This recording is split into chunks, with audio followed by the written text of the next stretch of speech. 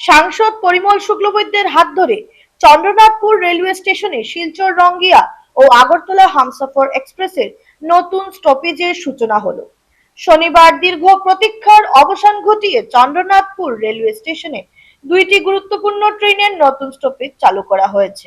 শিলচর লোকসভা সমষ্টির সাংসদ পরিমল শুক্লবৈদ্যের উদ্যোগে শিলচর রঙ্গিয়া এক্সপ্রেস ১৫৬১১ এবং ১৫৬১২ এবং আগরতলা বেঙ্গালুরু হামসফর এক্সপ্রেসের ১২৫০৩ এবং ১২৫০৪ ট্রেনের স্টপেজ চালু হয়। এদিন সাংসদ আনুষ্ঠানিকভাবে ফ্ল্যাগ অফ করে আগরতলা বেঙ্গালুরু হামসফর এক্সপ্রেসের স্টপেজের সূচনা করেন। সাংসদের আবেদনের ভিত্তিতে কেন্দ্রীয় রেলমন্ত্রী অশ্বিনী বৈষ্ণব গত ৫ মার্চ এই স্টপেজ অনুমোদন করেন।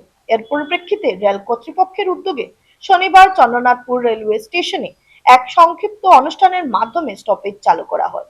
অনুষ্ঠানে বক্তব্য রাখতে গিয়ে সাংসদ পরিমল শুক্লবৈদ্য বলেন, চন্দ্রনাথপুর, কালাইন, ভাঙ্গারপাড় সহ কাঠিগড়া ও বৃহত্তর শিলচর লোকসভা এলাকার মানুষের দীর্ঘদিনের দাবি পূরণ হওয়ায় তিনি অত্যন্ত আনন্দিত। এই নতুন স্টপেজ চালু হওয়ায় এলাকার মানুষের যাতায়াত ব্যবস্থা আরো সহজ ও সুবিধাজনক হবে বলে তিনি উল্লেখ করেন। এজন্য তিনি কেন্দ্রীয় রেলমন্ত্রী অশ্বিনী বৈষ্ণবের প্রতি কৃতজ্ঞতা প্রকাশ করেন। তিনি আরো জানান, গত ৯ ফেব্রুয়ারি রেলমন্ত্রীর সঙ্গে সাক্ষাৎ করে বরাক উপত্যকার রেল পরিষেবা উন্নয়নের লক্ষ্যে একাধিক দাবি উত্থাপন করেছিলেন।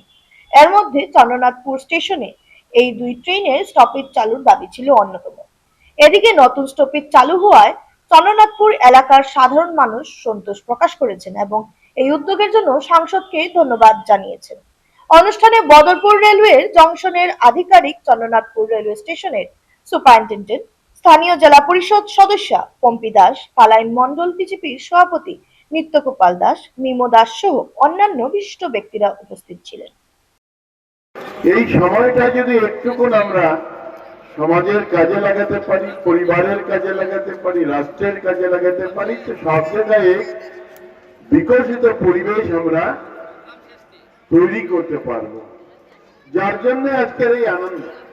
অনেকে মনে মনে হয়তো ভাববেন, বা যারাই আমরা আছি, যারা বাইরে আছি, আমাদের মনে একটা ধারণা যে কি আর হয়েছে, এরকম একটা ধারণা হতে পারে। ট্রেন দুইটা আসা যাওয়ার সময় থামবে, আশেপাশের মানুষ শিলচর না গিয়ে উঠতে পারবেন, মানলাম। আশেপাশের মানুষ শিলচর না গিয়ে নামতে পারেন, মানলাম। কিন্তু শুধু আশেপাশের মানুষ নয়, আমি ধলাই বিধানসভায় বসবাস করি। আমি এই ট্রেনগুলোতে এসেছি, আর এই ট্রেনগুলোতে আসার সময় অনেক দিন এখানে চন্দ্রনাথপুরে যারা আছেন তারা সাক্ষী আছেন, অনেকদিন আমি এখানে নেমে ওইখান থেকে আমি শিলচর হয়ে আমার বাড়িতে গিয়েছি। কারণ 1 ঘন্টার সময়, 6 ঘন্টার সময় আমার সেভিংসে এসে এই সময়টা আমি অন্যত্র ব্যয় করতে পারি। ঠিক আমার মতো অনেক যাত্রী আছেন যারা এখানে নামবেন অদূর ভবিষ্যতে।